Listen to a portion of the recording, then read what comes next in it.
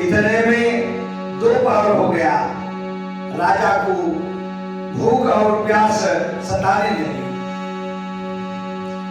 वे जल की खोज में इधर उधर दौड़ने लगे।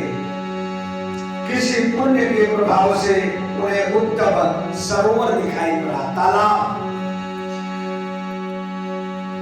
और उसके समीप मुनियों के बहुत से आश्रम थे। तालाब के सामने जो सरोवर था बहुत सुंदर रमणीय था। वहां आश्रम से शोभाशाली नरेश ने उस आश्रम की ओर देखा। उस समय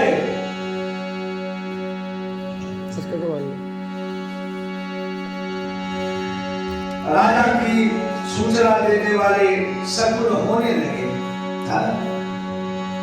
जब मानव के जीवन में संत दिखाई पड़े तो ये जरूर समझिएगा कि हमें अब उत्तम और बढ़िया सगुन प्राप्त हो रहा है, अब कुछ अच्छा होने वाला है।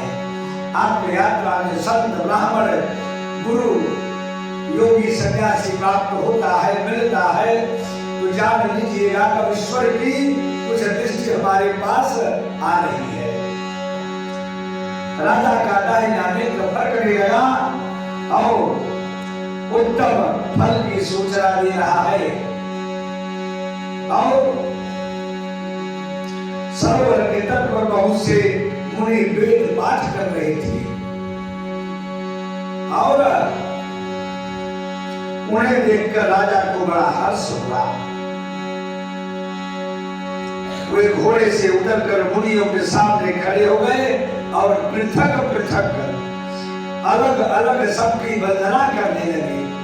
आजकल क्या जमाना आ गया है, कोई जाएगा तो करोड़ों पूरा जुट बैठा रहेगा, तब भी लोग कहेगा महाराज प्रणाम, सबको एक साथ चलेगा।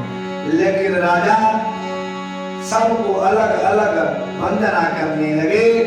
हे मुनि, उत्तम व्रत का पालन करते हुए जितने लोग वहां मुनि लोग बैठे हुए थे वो उत्तम व्रत का पालन कर रहे थे। और जब राजा ने हाथ जोड़कर बारंबार दंडवत किया तब मुनि बोले, हे राजन, हम लोग तुम पर प्रसन्न हैं। और राजा बोले, आप लोग कौन? आपके नाम क्या है तथा आप लोग किसके लिए यहाँ एकत्रित हुए हैं? यह सब सच सच बताइए। राजा इस प्रकार पूछे तो मुनि लोगों ने बताया, हे राजन, हम लोग विश्व देव हैं, यहाँ स्नान करने के लिए आए हैं। माघ महीना निकल आ रहा है, वह भी अब माघ महीना हमारे आपके भी सामने निकट आ रहा है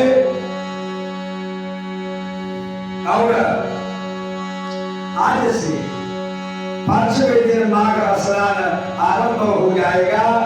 आज का ही पुत्रदा एकादशी नामक व्रत है, इसका बहुत विख्यात है। यह व्रत बहुत ही विख्यात है। तुम आज इस व्रत का पालन करो। महाराज, भगवान केशव के प्रसाद से तुम्हें अवश्य पुत्र प्राप्त होगा, जान लीजिए। हाँ, भगवान श्री कृष्ण कहते हैं, हे युधिष्ठिर, इस व्रत का इस प्रकार नियम है।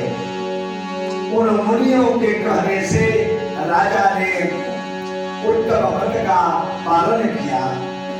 महर्षियों के उपदेश के अनुसार विधि पूर्वक पुत्रदा एकादशी का अनुष्ठान किया। फिर द्वादशी को पालन करके मुनियों के चरणों में बारंबार मस्तक झुकाकर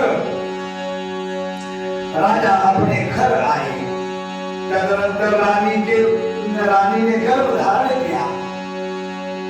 ये व्रत का, आज के एकादशी के व्रत का प्रभाव है।